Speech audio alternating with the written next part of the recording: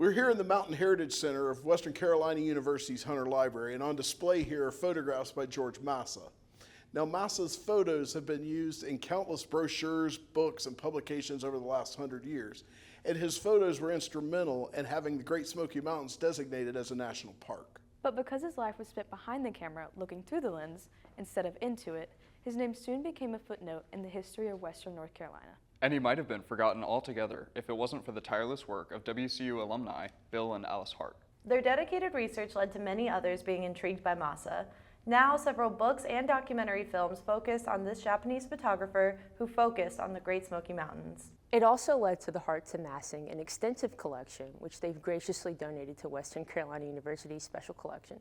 George Masa was a Japanese-American photographer who came to Western North Carolina in the late 19-teens. He was not, previous to his arrival here, much of a photographer. He really honed his craft here in Western North Carolina. He worked at the Grove Park Inn for some time in Asheville and made friends with a number of prominent folks in Asheville and Western North Carolina at that time. Developed his photography studio, his business. He did a lot of commercial photography, and he also did a lot of wilderness photography of the Great Smoky Mountains National Park and the surrounding area. His photography was used pretty heavily to promote the idea of a national park being formed in Western North Carolina, which did eventually become a Great Smoky Mountains National Park. He died in 1933. Until recently, we just didn't know that much about his life. Bill and Alice Hart are native Western North Carolinians who took a great interest in George Masa. Bill wrote the first real biography of George Masa, which appeared in May We All Remember Well. It was a book that was a series of articles about Western North Carolina. That was the biography of George Masa. So that was from the 1990s. So he's been collecting Masa materials. He and Alice have been collecting Masa materials for a long time. And Bill's, it's like a treasure hunt for him, I think. He just, they find them and they collected them and documented them for decades.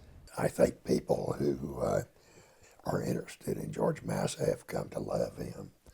He's such an intriguing man, and his story is so interesting that you get attached to him, wouldn't you say? In love with him. Yeah. Deep attachment we got, and still have. Alice in 1966 gave me Michael Fromm's Strangers in High Places, and he's mentioned in that 2 or 3 times. And in other material on the Smokies, I would find just a reference to George Masa. But by that time, he was a footnote. The library had a lot of information, but those people who wrote about the Smokies, wrote about Cap Hart, knew him as a photographer, but it was almost a passing reference. As Bill did the research, of course, getting to know George Masa, and as we did, we became very emotional about him because he was such an iconic figure, and he gave so much of himself. You know, he never thought of himself. He thought of others. He wanted to see the Smokies. He wanted to do all of the trail, designations. He just wanted to throw himself totally into building the Smokies in the way he did, and his photography, because as seeing his camera, his tripod, and he was a small man, and he carried that endlessly. And I love the stories of him waiting until the light was right and finding just the perfect place to make his pictures, and it shows. And there's a dimension to him that I'm not sure has ever fully been tapped. But if there was a question, he went to the Smokies and put feet on the ground and camera and took the pictures to answer the questions. The other things that touched us was his friendship with Hart'S Cap Hart. Both of them had similar lives, and they became friends. And I know when we were researching the article and writing about Hart'S death and Masa'S reaction to that we both We cried. We cried.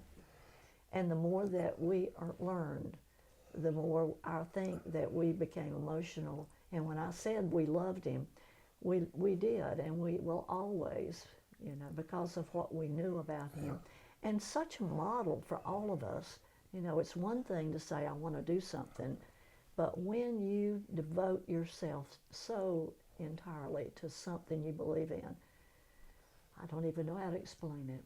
He was a working photographer, and once we got to know him, we began to collecting any magazine article or any postcard, ephemera, anything that was work of his. As I started studying photos of George Massa, I became obsessed with the way he did his photography, how he would set it up. There would be a branch. Something would focus us on the clouds, the mountains, all of that.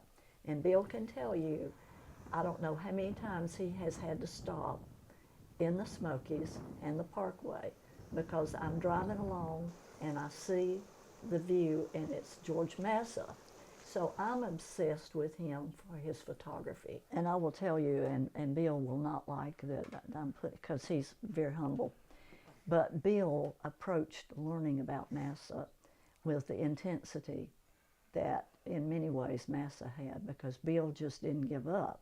He would spend many, many nights in the library researching, finding things. It was just like this constant passion of his to find everything he could.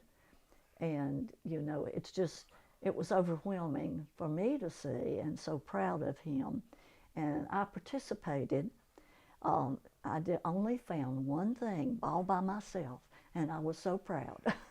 Tell them what it was. Well, I have a piano that I had a long time, but in going through the piano bench with a lot of different pieces of music, I found this beautiful piece but on the front of it was a Massa photo, and inside was another one, too. And I just flew into the library with Bill. Look what I found. And that's the only thing I found all by myself. So I'm very proud. And it is at Western in the archives over there. And our donation to Western Carolina University of that material has something like 300 or more items of ephemera. And that tells the story of that aspect of his work as a photographer. I've been doing this a while, and I've never had a collection come in that already has a finding aid written. It was detailed too. It was Bill's. It may have been an attorney, but in his heart he's an archivist. When we processed this, box 1 was binder 1, box 2, binder 2. We kept them exactly as Bill and Alice had them. So this is box 5. This is from binder 5, and the folders they correspond exactly to the sleeves, the page sleeves that the Hart'S had.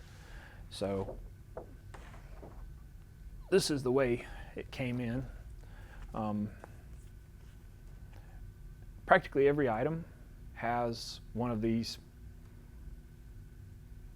memorandum to file, is what he called them. Bill would write down all of whatever he knew about each of these pieces. It all came in very well organized. It's very accessible, and it's a good overview of documentation of Masa'S work product, his output. I think it's very possible that without the Hart'S interest, he might just be the Japanese photographer friend of Horace Kephardt's. It seems like every answered question we have about him creates 3 new ones. That he makes a really good research topic. His whole story seems awfully unlikely. The Hart'S collection really helps tell it. The committee that was selecting the photographs, we all had our opinions, but one of the things we did was farmed it out to a class and said, here's what we got. Pick one and tell us why you picked it. Defend your choice. Why does this photo matter, and it should be on the wall? George Masa is an incredibly important figure in the history of the region and in the creation of the Great Smoky Mountains National Park, and for a wide variety of other reasons. And we're lucky to have his photographs here, and it's great to be able to tell his story. It's great for these photographs to exist so close to where they were originally taken. It's an outstanding exhibit and outstanding collection. Western Carolina University, with its already collection of Massa, made this an ideal place. We're thrilled, and this is just a dream to us. We had no idea when we came here this was what we were going to see to this extent. I have something else to add. Oh, you do? Okay. Alice has been a vital partner throughout the effort, and we have done this together. And I think it's also concerned with legacy, and the legacies are tremendous, you know, and I think Bill's going to leave a wonderful legacy. My widow. No, I'm going to be with you, Bill. We're going to both do it together. Everything else we've done 65 years. We went everywhere to find Massa, and over these years we found Massa in our hearts. On behalf of Western Carolina University, we'd like to offer a heartfelt thanks to Bill and Alice Hart for their contribution of this wonderful collection. We'd also like to thank Jason Brady and Paul Bonesteel for helping us with our project. And on behalf of everyone who finds an interest in the many facets of George Massa's work, we offer our heartfelt thanks to Bill and Alice Hart for finding George Massa in the first place, and now we too can find him in our hearts.